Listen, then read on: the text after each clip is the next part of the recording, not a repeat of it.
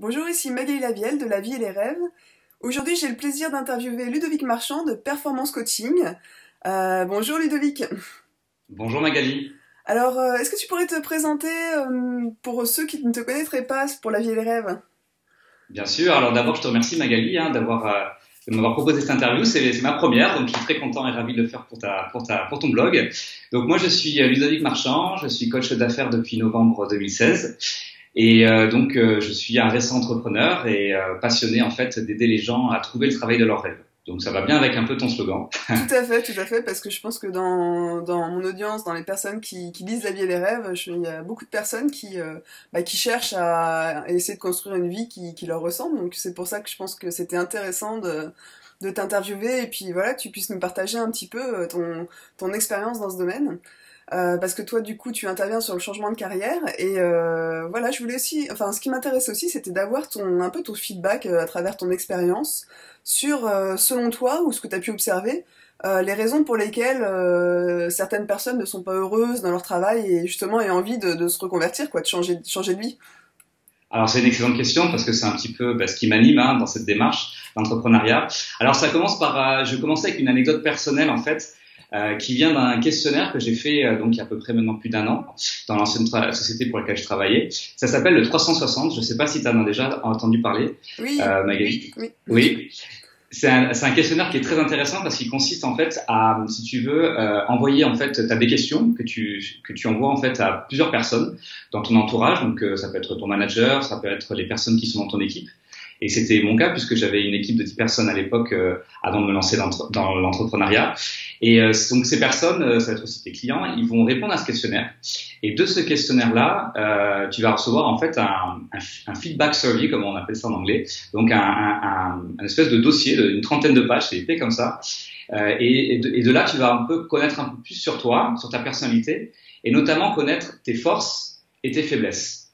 Et je trouve la démarche très intéressante parce que c'est un peu mon histoire, c'est que j'étais surpris quand j'ai lu le dossier. Alors bien sûr, quand tu vois ce dossier arriver et tu sais qu'on va te parler de force et de faiblesse, tu trembles un peu parce que clairement tu sais pas trop à quoi t'attendre en fait, parce que c'était tout nouveau pour moi en plus. Et puis à côté de moi, il y avait des amis qui étaient là, ils le faisaient pour la troisième fois et puis qui avaient beaucoup d'appréhension à l'idée de le refaire et de relire encore les résultats parce que ça peut varier et évoluer dans le temps.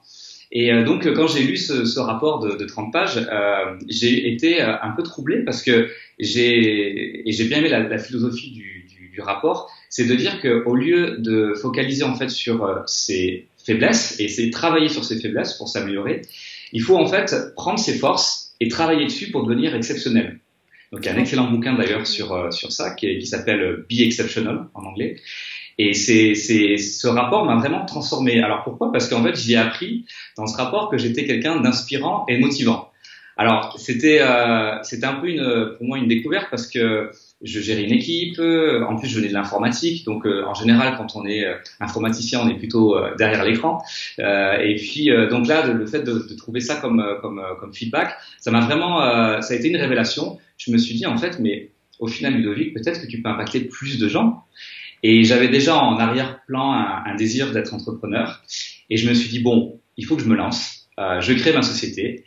Et du coup, c'est comme ça que c'est parti. Et c'est cette histoire personnelle qui m'a permis, en fait, justement, d'en arriver là. Et de dire, en fait, au final, que on peut tous, en fait, quand on a des forces, l'idée, c'est de croire en ces forces-là et d'essayer, en fait, d'en faire un travail qui nous fait vibrer. Donc, c'est un petit peu l'histoire personnelle que je voulais te partager. Mais pour revenir sur ta question sur le changement de carrière et pourquoi en fait, on n'est pas heureux au travail, on a du mal en fait à parfois, alors je dis pas tout le monde, mais évidemment, parce que là c'est mon cas personnel, mais je pense qu'il y a des gens qui sont heureux dans leur travail. Mais pour ceux dont c'est pas le cas aujourd'hui, ce qui est intéressant de savoir, et j'avais écrit un article dessus, donc je te remercie d'avoir posé la question, ça va me permettre de le mettre un petit peu en évidence, c'est que il y a 50%, plus de 50% des gens aux États-Unis qui ne sont pas heureux dans leur travail.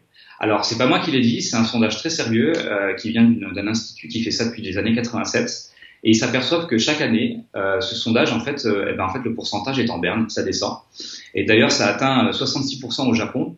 On sait tous qu'au Japon, c'est un peu le monde du travail est très exigeant. Et en fait, pour répondre à ta question, je pense que ça vient de plusieurs raisons. Et la première, à mon avis, et c'est une raison qui pour moi est très parlante, c'est de savoir que notre valeur réelle n'est pas complètement reconnue en fait. Et pour cela, je vais me référer à quelqu'un que j'aime beaucoup dans son travail, et qui a fait juste un schéma qui me semble être très récapitulatif de ça. C'est la fameuse pyramide de Maslow. Je pense que tu en as entendu parler certainement. Et en fait, c'est une très très belle pyramide parfaite où, pour ceux qui la connaissent pas, tout en bas, en fait, on a les besoins primaires, comme se nourrir, se loger, avoir un toit.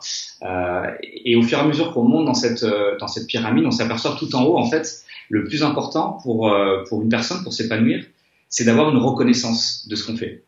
Et je pense que ça, c'est un des piliers majeurs aujourd'hui dans la réussite et la satisfaction au travail. Et effectivement, quand on n'arrive pas à avoir ce pilier-là dans sa vie, dans son travail, et ben là, ça commence déjà mal. Donc, je pense que ça, c'est un point très important.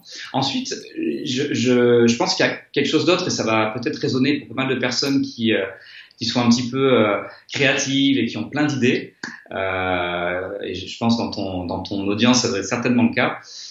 C'est le fait d'avoir une créativité en berne, c'est-à-dire que on s'ennuie au travail, on vient le matin, alors on a plein d'idées, mais on nous écoute pas, on essaie de proposer des choses et on voit que ça avance très lentement, pas au rythme qu'on aimerait imposer.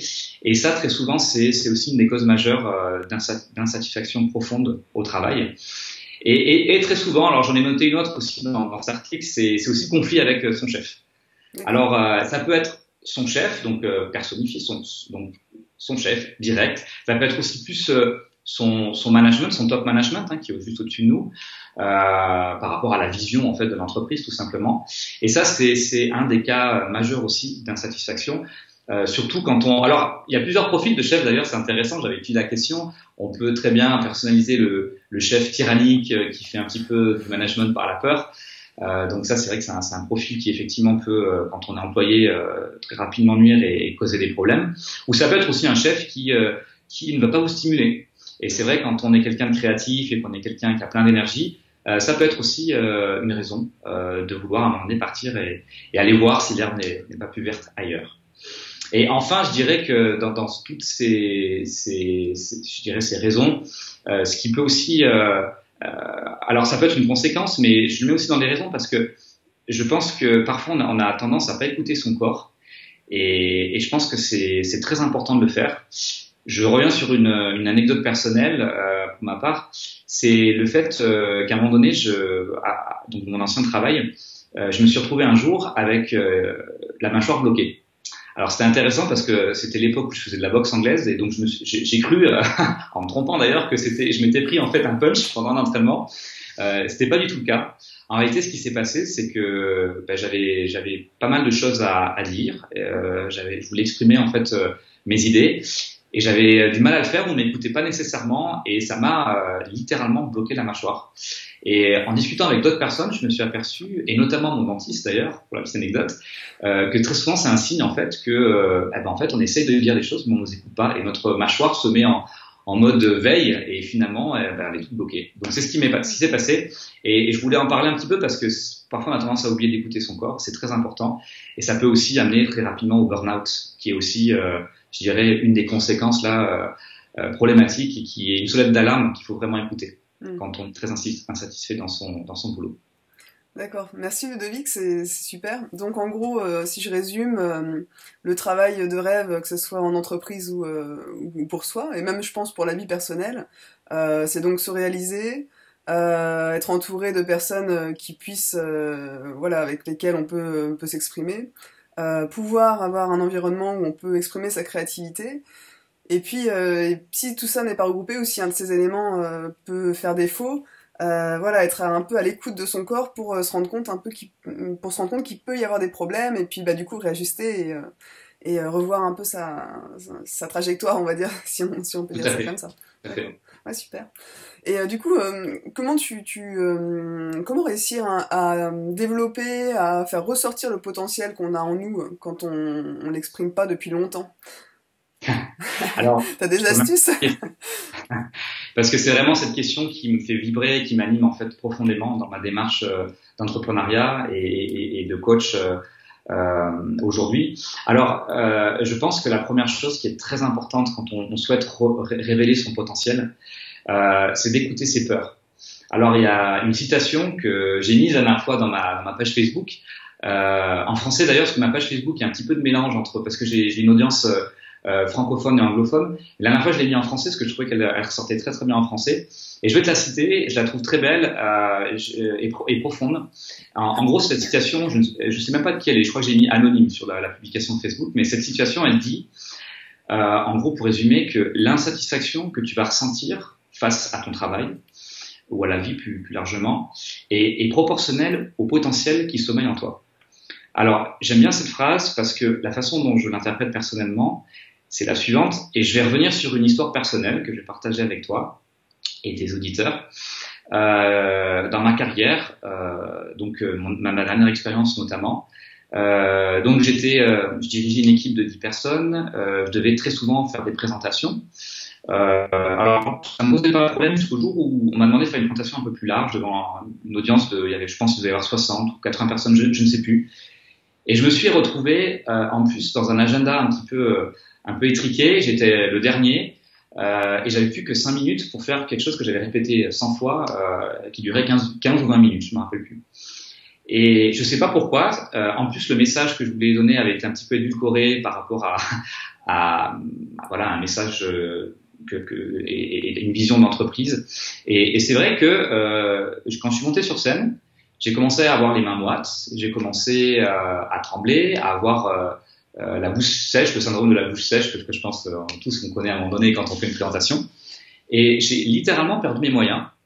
Alors c'est très intéressant parce que j'avais un micro, j'étais amplifié, il y avait en plus ce que je savais pas, on m'a dit après, c'est que c'était une conférence call, donc c'était connecté avec plein de gens aux États-Unis, en Angleterre, à peu près partout. Et c'était très intéressant parce que il y a eu un petit silence. J'ai essayé de reprendre un petit peu mon souffle et d'enchaîner. Mais ma voix amplifiée, en plus, j'entendais cette voix sèche. J'ai du mal à parler. En plus, c'était en anglais, donc pas forcément notre langue naturelle. Et là, il y a un monsieur très très gentil que j'ai d'ailleurs revu il y a pas longtemps, que j'ai remercié, qui m'a emmené en fait une bouteille d'eau, voilà, et qui l'a posée sur l'estrade. J'ai pris la bouteille d'eau, j'ai bu, et puis un peu comme un second souffle, j'ai repris une présentation et j'ai terminé ma présentation. Je suis sorti complètement abattu, triste, un peu furieux contre moi. Et là, j'ai commencé à recevoir plein d'emails. Des mails de félicitations, des mails de personnes qui saluent mon courage, qui avaient aimé la présentation, l'énergie de cette présentation. J'ai absolument pas compris pourquoi, mais vraiment pas du tout. Et en fait, j'ai commencé à développer une phobie du public speaking, donc de parler devant plusieurs personnes. Mais en réalité, cette phobie était en fait ce qui m'attirait en fait. Et je me suis rendu compte dans ma démarche de créer mon entreprise que finalement, ce que j'ai envie de faire, c'est d'être conférencier et de parler devant plusieurs personnes et d'expliquer voilà mon parcours et partager en fait justement mes peurs par rapport à ce que je viens de te décrire, mais aussi les inspirer et de dire que finalement on peut avoir ces peurs-là, mais on peut aussi s'en sortir et en arriver là, et j'espère un jour pouvoir le faire devant plusieurs personnes. Mais je te partage cette histoire personnelle parce qu'en fait, quand je te disais écouter ses peurs, c'est très important.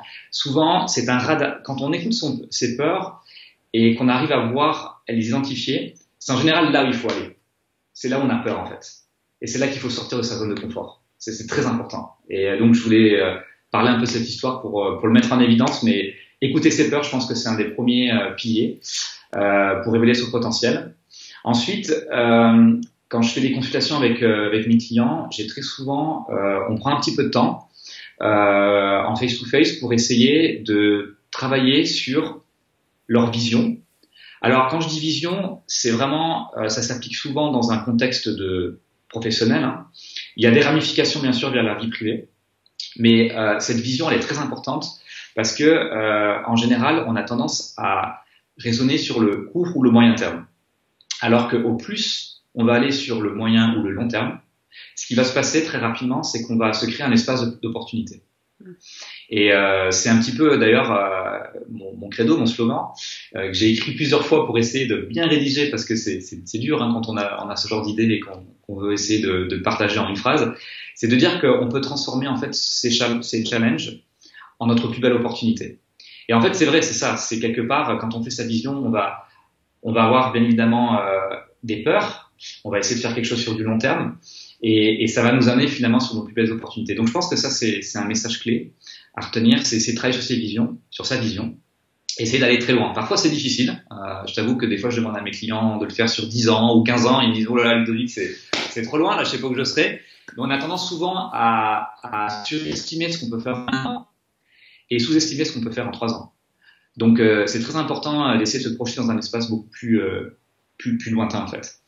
Et ensuite, ce que je fais comme exercice, c'est que j'essaye de, parallèlement à cette notion de vision, j'essaie de mettre un autre aspect que je trouve très intéressant, c'est les valeurs. Quelles sont nos valeurs personnelles?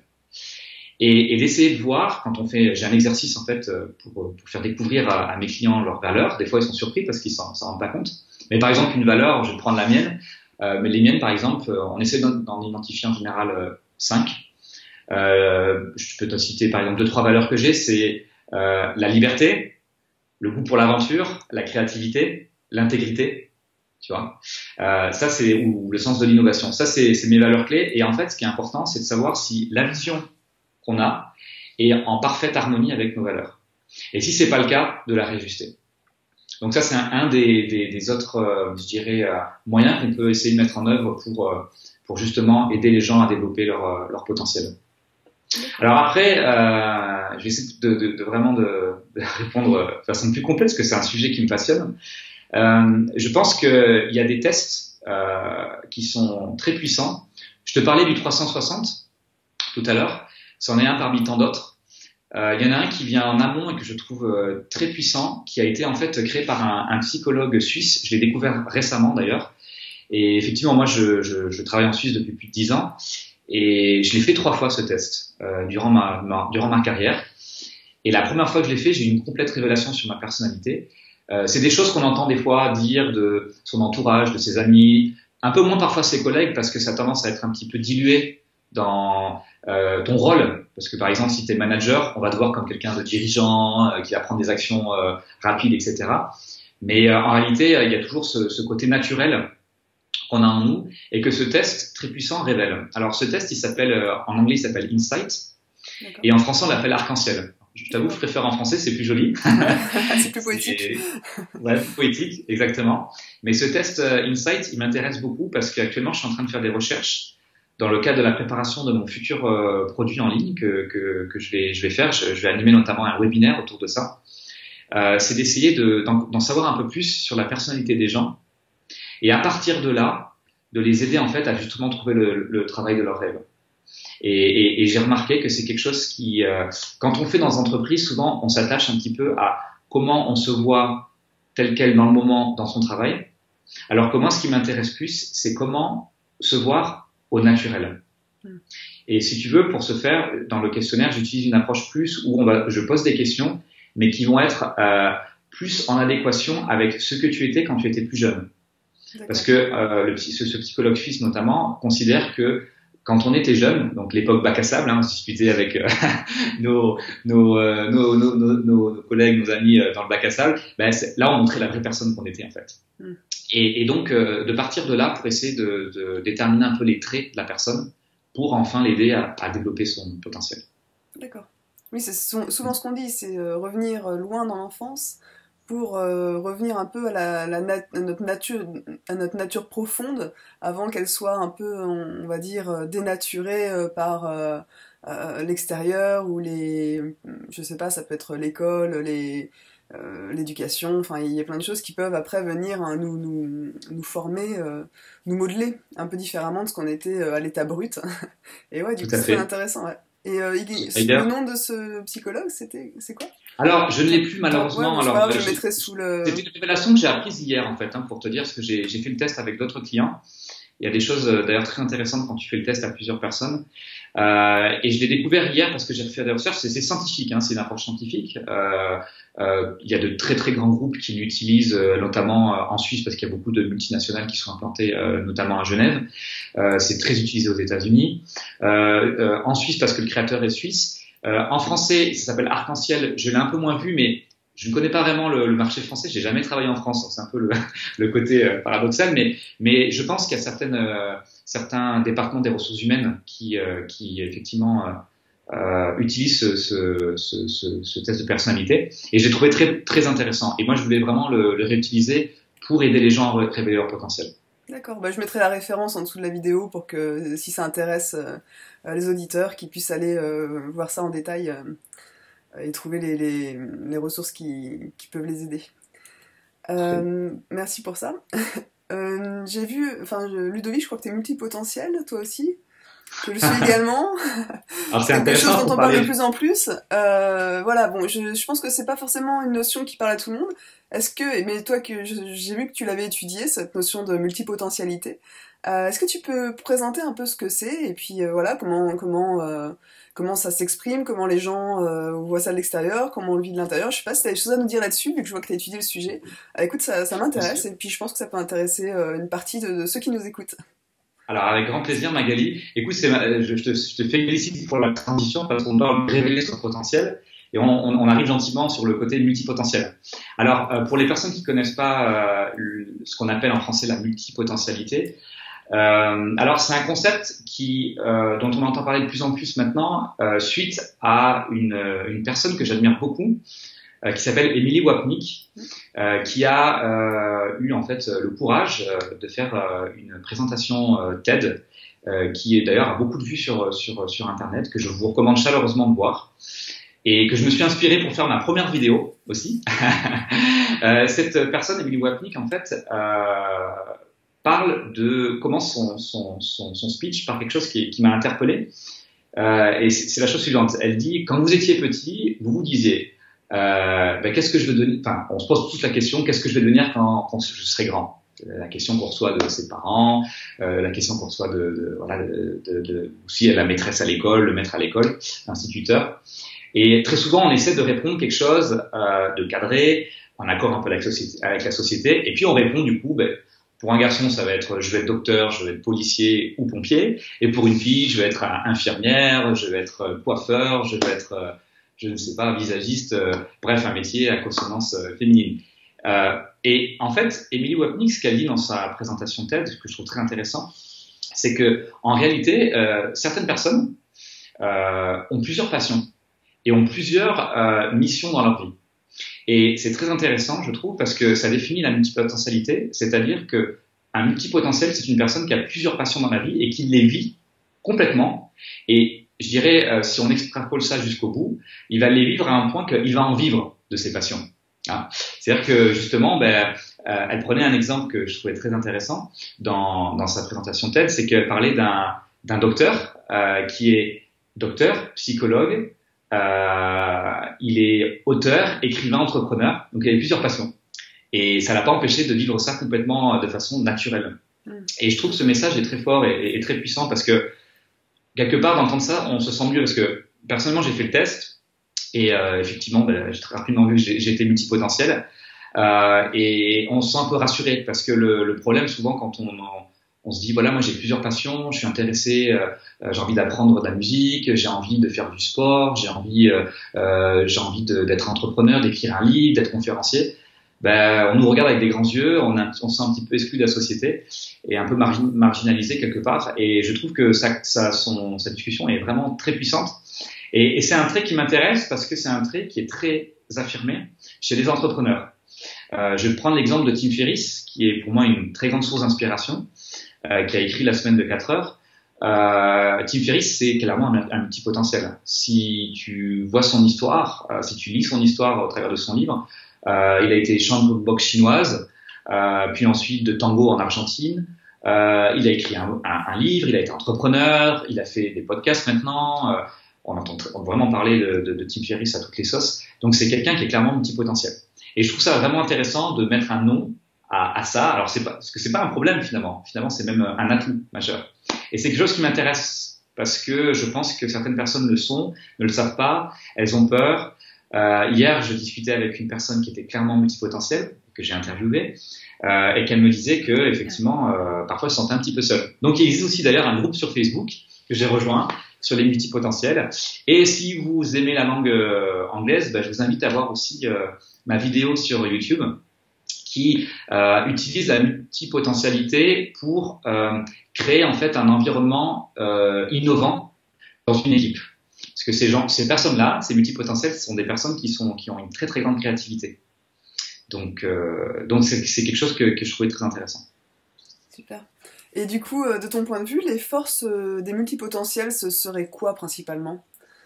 Alors, j'en parle dans ma vidéo justement, donc j'en vois 3 très clairement. La première que je vois, c'est cette capacité, comme je disais un petit peu avant, à générer des idées. Un multipotentiel, c'est une personne qui va avoir 100 000 idées à la seconde. D'ailleurs, à un tel point que parfois, et j'en parlais hier encore avec cette personne que j'ai interviewée, me disait mais parfois je sais pas où je vais, j'ai plein d'idées, j'en ai trop, ça vient tout le temps. Et en plus, j'ai plein d'idées pour les autres. Et moi, j'ai du mal à implémenter mes idées. Donc ça, c'est ce que j'appelle en anglais le ideation, c'est la capacité à générer des idées.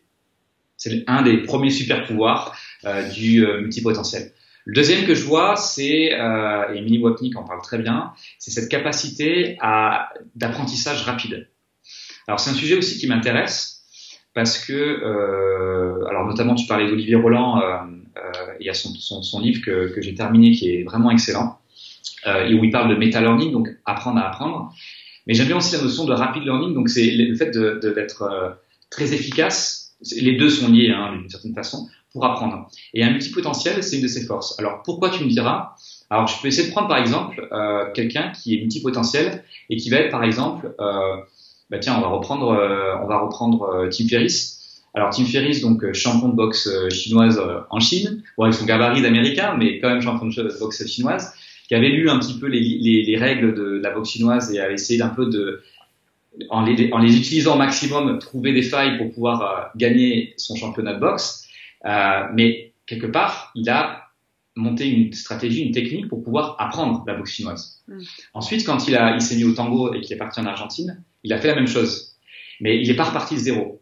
Il est reparti sur ses acquis, sur ce qu'il avait déjà appris, des méthodes très, très claires et très nettes qu'il a pu mettre en œuvre. Donc ça, c'est cette notion de rapid learning. Derrière, bien sûr, de façon sous-jacente, on parle aussi de meta-learning, donc d'apprendre à apprendre. Mais vraiment, il y a une notion chez le multipotentiel d'être, vu que c'est une personne qui a beaucoup de passions, plusieurs passions, et à la fois d'ailleurs, cette personne peut très rapidement apprendre. Et d'ailleurs, il y a un autre livre qui est excellent de Josh Waitley, qui est en fait d'ailleurs un ami de Tim Ferriss, qui est sur l'apprentissage. Et lui, c'est un joueur d'échecs, champion d'échecs, très connu, un Américain. Et il a utilisé cette méthodologie qu'il a apprise pour jouer aux échecs pour devenir champion de Tai Chi. D'accord. Donc un autre art martial. Alors tu me diras, il faut faire des arts martiaux. On voit pas le lien tout de suite, mais effectivement. Voilà, un bon entrepreneur. Je sais pas si Bruce Lee aurait été un bon entrepreneur, mais effectivement, l'idée de ce que je disais, c'est que quand on a plusieurs passions, par exemple, apprendre le piano, ça va nous développer une certaine aire au niveau de notre cerveau, et ça va nous permettre de développer certaines capacités pour apprendre dans un autre domaine. C'est un petit peu l'idée du rapid learning. Oui, ensuite, un dernier point que je pense est un de ces super pouvoirs pour les multipotentiels, c'est ce que j'appelle l'adaptabilité en fait. Alors l'adaptabilité, c'est un trait, on aime bien d'ailleurs dire quelqu'un qui a cette adaptabilité, c'est quelqu'un qui est à l'aise, qui se fond partout, qui est intelligent. Alors l'adaptabilité, moi je vois ça comme ça, c'est vu qu'on connaît plusieurs domaines, on réutilise aussi pareil un petit peu le contexte d'un domaine pour pouvoir s'adapter à un autre domaine. Et là, bon, je peux te citer plein de personnes, des aventuriers comme Mike Horn ou Kilian Jornet qui ont un coefficient d'adaptabilité, je ne sais même pas si ça existe ce mot, mais qui est exceptionnel parce qu'ils s'adaptent sur tous les terrains, qu'il fasse froid, ils sont dans le pôle Nord ou à des altitudes vertigineuses, ils sont capables de s'adapter très rapidement parce que justement, ils l'ont fait dans plusieurs environnements, plusieurs domaines. Donc, je pense que ça, c'est un des points aussi clés qui définit un multipotentiel. Merci Ludovic pour ces précisions. J'ai vu que tu t'es intéressé également au cerveau, au fonctionnement du cerveau. Oui. Et comme tu es dans le domaine de la performance, j'avais une dernière question pour clore cette interview, qui était, est-ce que tu as quelques astuces à donner à nos auditeurs voilà, pour être performant, des astuces de performance, voilà ton.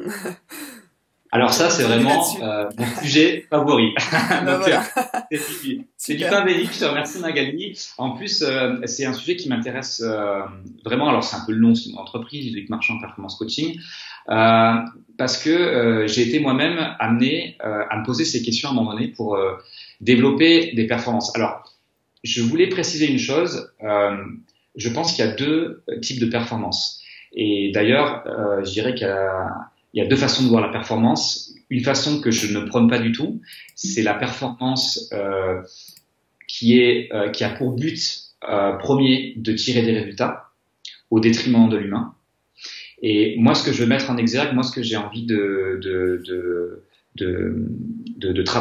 un sujet sur lequel j'ai envie de travailler, c'est la performance humaine. C'est-à-dire, c'est cette notion de dire que on a un potentiel chacun en nous, on peut le développer, et en fait, on peut avoir beaucoup de résultats, des résultats efficaces, des résultats rapides, en utilisant le potentiel humain.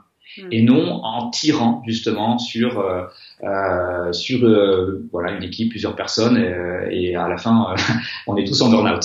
Donc je voulais préciser ça, Magali. C'est important. Ouais, tu fais bien Alors, parce que c'est vrai qu'on a souvent dans le mot performance, on peut associer la compétition, mais la compétition, on va dire, qui écrase les autres, qui fait plutôt que être meilleur ensemble, ça va être meilleur que l'autre. Et le mot performance, surtout en entreprise, peut des fois être assez connoté avec cette association, avec une notion de compétition. Donc je trouve que cet éclairage, il est effectivement important. Et effectivement, la performance individuelle, être une meilleure version de nous-mêmes toujours, et pas contre les autres, mais grâce aux autres, ensemble, je trouve que c'est une précision importante, et tu fais bien de le préciser ici. Je te laisse merci continuer, Magali. excuse-moi pour ça. Oui, alors écoute, non, mais je voulais le préciser, c'est très Ouais, non, important. c'est important. Et du coup, tu vas voir Alors, j'avais résumé ça. Malheureusement, je voulais vous la montrer sur mon iPad, mais je l'ai pas là. Mais j'avais fait une infographie pour résumer, donc, si tu veux, le fonctionnement du cerveau et comment effectivement être plus performant. Alors, bon, j'ai pris des petites notes, et puis je pense que ce qui est intéressant, c'est que je vais essayer de prendre ça en 6 points. Alors, une des premières clés, je pense, pour être plus performant, et qui ne fonctionne pas avec tout le monde, donc je le précise, c'est la visualisation. Alors, je dis que ça fonctionne pas avec tout le monde. Pourquoi ? Parce que tout simplement, on n'est pas tous visuels. D'ailleurs, personnellement, je pensais que je l'étais. Encore une fois, avec ces principes limitants, quand on entend notre professeur dire oui, mais toi tu es visuel, c'est sûr tu es visuel. Je ne le suis pas en fait. J'ai découvert récemment que j'étais plus auditif. Et d'ailleurs, maintenant, j'écoute plus de livres audio que je retiens mieux que je lis de livres physiques. D'ailleurs, ça me fait même mal aux yeux, et ma mémoire est meilleure en auditif. Donc, très clairement, c'est ce principe de visualisation. Bon, moi, il va moins marcher pour moi, mais je le partage aussi avec tes auditeurs. Donc, la visualisation, qu'est-ce qui est intéressant là-dedans ? En fait, pour un petit peu mettre en image ce que je dis, je vais reprendre en fait la performance sportive. Et je vais reprendre en fait le témoignage d'une personne qui était très connue à l'époque, un tennisman, Agassi, voilà, Agassi, qui disait que en fait tous ses matchs, il les a gagnés sous sa douche. Alors on se demande ce qu'il faisait sous sa douche, mais en réalité ce qu'il faisait sous sa douche, c'est que Agassi visualisait ses matchs. Il prenait donc des longues douches, mais il visualisait tous ses matchs, et en fait c'est pendant cette visualisation qu'il a gagné ses matchs. Alors, qu'est-ce que je suis en train de dire par là ? Ça revient à plusieurs notions, mais quelque part, quand on visualise la victoire, cette victoire va venir vers nous. J'avais fait un triathlon l'année dernière, en 2016, suite justement à quand j'ai quitté mon job, pour un petit peu reprendre de la confiance en moi, et puis pour me lancer un défi. Et j'ai eu la chance de pouvoir être entraîné par un ancien triathlète, et il me disait, juste avant le départ, Ludovic, visualise la ligne d'arrivée. Alors, c'était un très très bon conseil. Ceci dit, le triathlon que j'ai fait, c'était à la fin, c'est terminé par une course à pied, parce qu'au début c'est natation, ensuite c'est le vélo, et après c'est la course à pied. Il y avait 2 tours de 5 km à faire, donc j'ai dû visualiser la ligne d'arrivée 2 fois. Mais bon, ça m'a quand même servi. Ça m'a quand même servi, parce que finalement, j'ai visualisé cette ligne très fort. Je me suis vu passer la ligne tout au long de ma course, malgré les crampes, malgré les douleurs. C'était très difficile parce que c'était mon premier triathlon, j'avais pas beaucoup de jours pour m'entraîner en plus. Et ça m'a énormément aidé. Même si en plus je suis quelqu'un d'auditif. Donc tu vois, ça peut être une astuce très puissante pour avoir plus de performance. Donc visualiser. Ensuite, je vais donner un autre point. Très sincèrement, avec le recul que j'ai maintenant, je pense que c'est le plus important. Alors ouvrez vos oreilles, pour ceux qui sont auditifs notamment. Alors c'est un terme qui a beaucoup de connotations, qui peuvent être d'ailleurs spirituelles. Moi, je vais revenir sur une connotation plus pragmatique. Mais l'astuce numéro 1 qui fonctionne pour moi et que j'invite à tout le monde à essayer, c'est la méditation. Alors, il existe des tonnes de méditations. Moi, j'en ai essayé qu'une, c'est la méditation en pleine conscience, mindfulness en anglais. Et cette méditation-là, je vais bien insister dessus, je ne l'ai jamais apprise au sens théorique du terme, je l'ai pratiquée. Je n'ai jamais lu un bouquin sur la méditation, je n'ai jamais assisté à une conférence sur la méditation, je n'ai rien lu sur ça. J'ai juste pratiqué. J'ai utilisé une application que je recommande d'ailleurs à tes auditeurs qui s'appelle Calm. D'ailleurs, le nom est très évocateur. Ouais. Voilà, Calm, excellente application pour méditer. Je médite 10 minutes tous les jours, le matin. On peut le faire aussi le soir, ça dépend des personnes. Hein. Il faut vraiment tester encore une fois. Mais au-delà du côté, je me recentre sur moi-même par la méditation, j'ai remarqué qu'en termes de performance, et à tous les niveaux, hein, sportif, mental, c'est certainement un des ingrédients les plus puissants. Donc de la méditation, vraiment très puissant. Ensuite, et je pense que ça peut intéresser aussi ton auditoire, je suis un grand voyageur, j'ai ma femme qui est agent de voyage et avec qui j'ai eu la chance de voyager beaucoup dans le monde, et je pense que ça va être un peu certainement surprenant de dire ça, mais je pense que si on veut être performant, il faut aller voir ailleurs.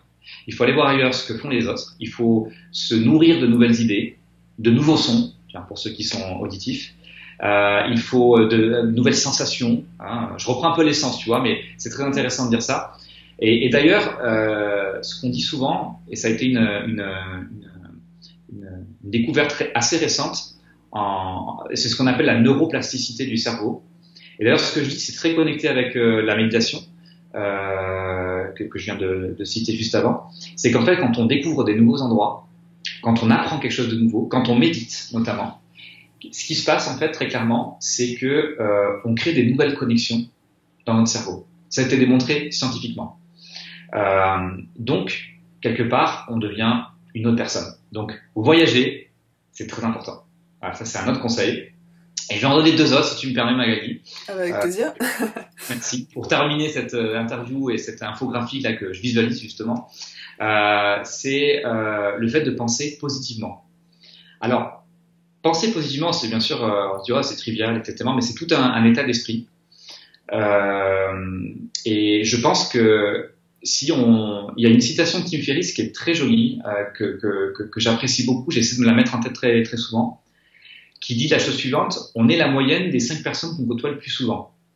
Alors, c'est très simple, si on côtoie sur ces 5 personnes, donc ça peut être bien sûr son conjoint, ça peut être des gens au travail, ça peut être des amis, ça peut être n'importe qui finalement. Mais les 5 personnes qu'on côtoie le plus, hein, en nombre d'heures, hein, voilà, on va être influencé par ces personnes. Alors le message que j'ai envie de dire, c'est entourez-vous des bonnes personnes, entourez-vous de personnes positives. Positif, ça veut pas dire d'être jovialiste, ça veut pas dire d'être que tout est beau, tout est rose, on vit dans un monde parfait ou voilà de candeur parfaite. C'est pas ça. Positif, c'est quelqu'un qui croit que il y a toujours quelque chose de positif qui va arriver dans la vie, malgré les échecs, malgré les peurs, malgré les défis. Et ça, c'est un état d'esprit très important. Je pense que c'est vraiment crucial de s'entourer de ce genre de personnes. Et c'est quelque chose qui, comme un aimant, nous attire vers le haut. C'est vraiment une astuce de performance qui est très puissante. Et enfin, mon astuce personnelle, c'est de faire de l'exercice. Alors, on va sourire en disant ça. Oui, bien sûr, on entend beaucoup avec maintenant cette mode un peu healthy, wellness, que faire du sport, c'est bien. Mais je pense pas du tout que c'est surfait. Personnellement, je me suis aperçu que au plus je faisais de sport, au plus j'étais calme, au plus j'étais aligné avec moi-même. J'ai tendance à être quelqu'un d'un peu impulsif et ça m'a énormément calmé de faire du sport très régulièrement. Et on n'a pas besoin non plus de faire un triathlon ou de faire de l'exercice pendant 3 quarts d'heure ou 1 heure. on peut très rapidement, même ne serait-ce qu'en 10 minutes, faire des exercices très simples. Ça peut être aussi du yoga, ça peut être des exercices cardio, mais avec une forte intensité, pour très très facilement évacuer le surplus d'énergie et se sentir, encore une fois, recentré sur soi, en harmonie avec soi-même. Ça, je pense que c'est une astuce de performance très importante. Et la plupart des grands entrepreneurs de ce monde que j'ai pu lire leur biographie, par exemple Obama peut-être moins maintenant, ou alors il en fait, mais plus certainement, je sais pas, mais faisait du sport tous les jours pour un petit peu éliminer cette tension, cette pression médiatique, et ça la rendait plus performant. Alors que c'est une des choses qu'on a tendance à peut-être supprimer de son agenda quand on commence à avoir beaucoup de travail, ou qu'on a des objectifs ambitieux, et donc et on dit bon bah tant pis, le footing je vais pas forcément le faire, ou j'irai pas forcément à la piscine, et en même temps au final c'est pas du temps perdu, quoi. Peut-être tu confirmes ça. Exactement, et faites-le. Et alors mon conseil pour ceux qui arrivent à se lever tôt, alors pas tout le monde est comme ça, mais si vous arrivez à vous lever tôt, ou en tout cas, quand vous vous levez, la première chose, pensez à vous. Je dirais, faites du sport et méditez. Première chose. Comme ça, c'est fait, c'est plus à faire, et après, vous êtes libre de faire ce que vous voulez faire. Mais la première chose, se lever, faire son sport, c'est vraiment un état d'esprit. Je sais que j'avais du mal au début quand j'étais entrepreneur à le faire, et je me suis aperçu que je revenais sur mes anciens démons. Je commençais à devenir stressé, à être anxieux. Alors qu'en réalité, là ce matin, tu vois, j'ai fait une séance d'1h30 de sport avec un ami qui est aussi coach, mais lui il est coach en fitness. Et je suis rentré de cette séance, j'étais parfaitement bien, calme et prêt pour ton interview. Super. En plus, aujourd'hui, il fait très beau, donc comme je te disais avant l'interview, j'ai envisagé un petit footing. Donc là, tu as fini de me convaincre. Excellent. Non, c'est très bien. J'aime bien cette notion je pense que tu le fais, du coup, de routine matinale, pour que finalement, on pas se poser la question et que ça soit une habitude, quoi. Le matin, alors comme tu le disais, là, je parle de footing, donc c'est peut-être plus chronophage, mais quelques petits exercices, des étirements, quelques exercices de gym. Je sais pas, toi, t'as une routine matinale, du coup, j'ai compris. Oui, j'en ai une. Je sais pas si tu veux nous la partager, c'est peut-être perso. Ouais, non, sans problème, avec grand plaisir pour la partager. Alors déjà, ce que je veux dire, c'est que et personnellement, j'ai expérimenté ça. Alors c'est un sujet qui est très à la mode, la routine matinale, on en parle beaucoup. En fait, j'ai essayé de faire ma routine matinale, et je me suis aperçu qu'à un moment donné, comme j'étais quelqu'un d'assez dur avec moi-même et assez perfectionniste, que je m'étais mis une routine trop encombrante, trop complexe, et quelque part, ça m'avait plus accablé que libéré. Ouais. Tu vois. Je vois ce que tu veux dire. Tu vois. Ouais, tout à fait. J'avais la même chose avec 15 trucs et au final là, j'allège parce que voilà, faut que ce soit un plaisir également, quoi. Exactement. Le tout, c'est de le faire en étant concentré, de ne pas être interrompu. Je pense que la routine du matin doit être personnelle. Et on peut la faire, mais vraiment, ça peut tenir sur 10-15 minutes. Alors, ma première routine, alors je vais la partager, elle va faire sourire, mais... Non, avec plaisir, c'est super de... Oui.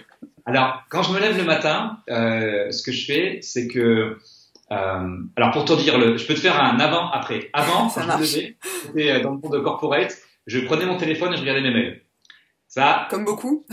Voilà, j'ai supprimé. Maintenant, quand je me lève, je descends, parce que je dors à l'étage, je descends, je vois mon chien, j'ai un chien, un gentil Golden Retriever, qui apparaît des fois d'ailleurs dans mes vidéos, je passe 2-3 minutes, voilà, juste voilà, une petite caresse, je joue avec lui, je lui envoie son jouet, très simple, mais ça, vraiment juste un petit temps avec lui. Ensuite, je me fais en fait ça va être un peu surprenant, mais je prends un verre d'eau, j'essaie de le mettre d'eau tiède, parce que quand je le mets froid, j'ai l'impression que ça m'arrache les boyaux, donc je mets de l'eau plutôt tiède. Mais je rigole parce qu'en fait, ce que je fais après, c'est un peu surprenant, mais je mets du citron, donc je prends un citron, je le mixe, hein, voilà, je le presse, et je rajoute du piment de Cayenne. Alors, ah oui. tu me dis, tu mets de l'eau tiède. Faut essayer. C'est peut-être pas adapté à tout le monde, mais... Voilà, c'est pas adapté à tout le monde, mais je le fais parce que je sais pas pourquoi, j'ai l'impression, c'est peut-être comme ça, ma vie, elle doit être pimentée. C'est peut-être la métaphore derrière, mais je mets du piment dans ma vie, et ça me fait du bien, ça me donne un petit coup de fouet. Donc je fais ça le matin, et très rapidement après, je médite pendant 10 minutes. Tu vois, donc finalement, je pense que même je pourrais le faire 5 minutes. Ouais. Mais je fais 10 minutes. Et puis une fois que j'ai fait ça, bon après, en ce moment, je fais un peu plus de sport, on va dire long, hein, sur 1 heure. Mais ça m'arrive très souvent de faire des fois des séances de sport très courtes, tu sais, ce qu'on appelle par exemple Tabata. C'est des séances de sport sur 10-15 minutes. Je crois qu'il y a Olivier Roland qui parle dans son livre d'ailleurs de la séance de 7 minutes, qui est très bien aussi. Et donc ça peut être très court en fait, ça peut être très court. Mais ce que je voulais dire, le message que je voulais passer, c'est que parfois on se met un peu la pression avec cette routine, on se dit ah, il faut que je fasse ma routine, il faut que j'y aille, allez, faites quelque chose déjà de très simple. Et puis quand vous n'arrivez pas à faire votre routine, ne vous engueulez pas, ne soyez pas dur avec vous. Très sincèrement, c'est pas grave. Mais essayez de la tenir le plus régulièrement possible. Et si un jour vous l'oubliez, ben, c'est pas grave. Mais l'idée c'est vraiment voilà, on l'a fait, c'est très simple. Au quotidien, on essaie de la faire. Si on la fait pas, c'est pas grave. Mais on continue et on garde cette routine. Et puis cette routine aussi, elle peut être organique au sens où elle peut évoluer dans le temps. J'avais au début une routine très complexe et puis maintenant elle s'est réduite à peau de chagrin. Et puis en fonction aussi des aspirations, tu vois. Là, j'ai essayé quelque chose tout le mois de janvier. J'ai un peu laissé tomber, mais j'aimerais bien le reprendre. C'était d'écrire un journal. D'accord. Donc tous les matins, quand je me levais, bon après le piment Ken, parce qu'avant j'aurais pas pu le faire, j'écrivais juste, tu vois, quelques 500 mots, pas plus, ou 400 mots que je consignais dans mon agenda. Et des fois, ça me donnait des idées pour mes articles sur mon blog ou pour mes sujets de mes vidéos. D'accord, super. Eh ben Ludovic, écoute, je te remercie pour cette interview qui était très enrichissante. Je mettrai les différents éléments là en lien avec ce dont on a parlé en dessous de la vidéo. Et voilà, que te souhaiter de plus une bonne journée, de la chance et de la réussite dans tes projets. Et puis voilà, je te remercie Ludovic. Merci beaucoup Magali.